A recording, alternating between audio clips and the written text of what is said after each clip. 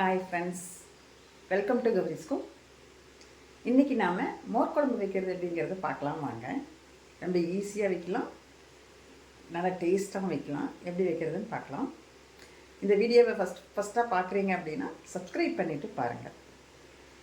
மோர் குழம்பு வைக்கிறதுக்கு முதல்ல அதுக்கு ஒரு பேஸ்ட் ரெடி பண்ணுவோம். தேங்காய், பச்சை மிளகாயும் போட்டுக்கலாம், வரமிளகாயும் போட்டுக்கலாம். வரமிளகாயும் நான் வரமிளகா 2 போட்டு கொஞ்சம் துவரம்பருப்பு ஊற வச்சுருக்கிறேன். ஒரு 2-3 மணி நேரம் நான் ஊற வச்சிட்டேன். துவரம்பருப்பு 1 மணி நேரம் 1.5 மணி நேரமே ஊறினாலே போதும். அந்த மாதிரி ஊற வச்சுக்கோங்க. ஊற வச்சு இப்போ இதை நம்ம மிக்ஸி ஜாருக்கு மாற்றிக்கலாம். மிக்ஸி ஜாரில் எடுத்து போட்டு அரைப்போம். இதில் அப்படி சீரகம் கொஞ்சம் போட்டுக்கலாம். போட்டு இப்போ அதை நல்லா நைஸாக அரைச்சிடலாம். இந்த மாதிரி குறகுறன்னு அரைச்சதுக்கப்புறமா ஒரு 4 வெங்காயம் 2 பூண்டு அதையும் போட்டு நல்லா அரைச்சிக்கலாம். இப்போ ஒரு பேன் வச்சு அதில் தேங்காய் எண்ணெய் ஊற்றிருக்கிறேன். தேங்காய் எண்ணெய் ஊற்றி செஞ்சோம்னா நல்ல மணமாக நல்லா டேஸ்ட்டு கொடுக்கும். இப்போ வெண்டைக்காய் மோர் குழம்பு தான் வைக்க போகிறோம். அதுக்கு ஒரு பேன் வச்சு தேங்காய் எண்ணெய் ஊற்றினோம்னா நல்லா டேஸ்ட் கிடைக்கும். தேங்காய் எண்ணெய் அளவாக ஊற்றிக்கோங்க. எண்ணெய் காயட்டும். இப்போ எண்ணெய் நல்லா காஞ்சாச்சு. இப்போ கடுகு போட்டுக்கலாம். கடுகு வெடிக்குது. வரமிளகா 1, பச்சை மிளகா ஒரு 2 முழுசாகவே போட்டுக்கலாம்.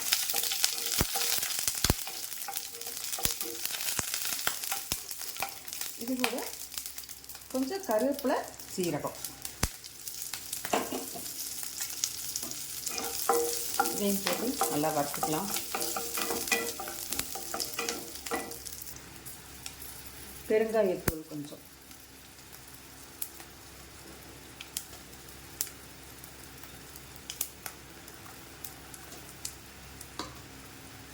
இப்போ இது வறுபட்டுச்சு. இப்போது நம்ம அரைச்சி வச்சுருக்கிற அந்த தேங்காய் பேஸ்ட் அதை அப்படியே எடுத்து ஊற்றலாம். அரைச்சி வச்சது கூடயே அப்படியும் அந்த மிக்ஸி ஜாரை அப்படியே ஒரு அலசி ஊற்றிக்கலாம்.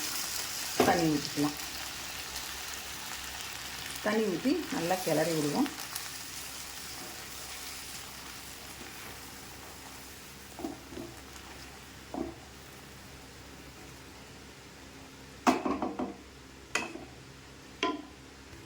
நான் மறுபடியுமே ஒரு டம்ளர் தண்ணி ஊற்றிருக்கிறேன்.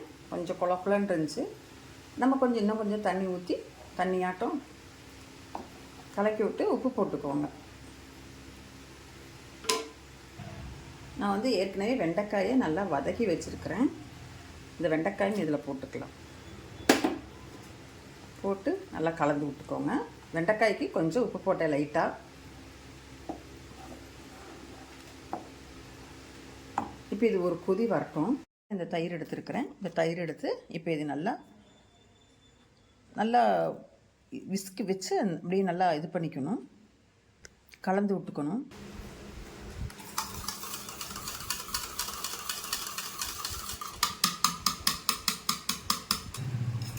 இப்போ மோர் நல்லா கலந்து விட்டாச்சு. தயிரை மோராக்கியாச்சு. தயிர் கொஞ்சம் லைட்டாக புளிப்பாக இருக்கணும், ரொம்ப புளிப்பாக இருக்கக்கூடாது, ஒரு மாதிரி சளிம்பு வாசம் இருக்கக்கூடாது. நல்லா தயிராக இருக்கணும், லைட்டாக புளிச்சிருக்கணும். இப்போ ரெடி ஆகிடுச்சு. இப்போ இதை அந்த நம்ம கலவையில் ஊற்றணும் இல்லையா, போட்டாச்சு. இப்போ கொதிச்சிருச்சு. இப்போது நம்ம இந்த மோரை இதில் கலக்கலாம். கலக்கி அப்படியே ஒரு பொங்கு வரும். இப்போ எடுத்துடணும்.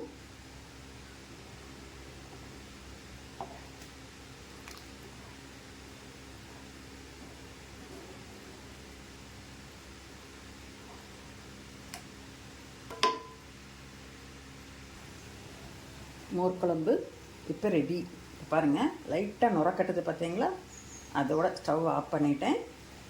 ஸ்டவ் ஆஃப் பண்ணியாச்சு. இப்போ நம்ம இறக்கிடலாம். இப்போ இறக்கும்போது கொத்தமல்லி தழை தூவி அப்படியே மூடி வச்சிடலாம். இதுக்கு மேலே லைட்டாக வேணும்னா கொஞ்சம் தேங்காய் எண்ணெய் ஊற்றிக்கலாம்.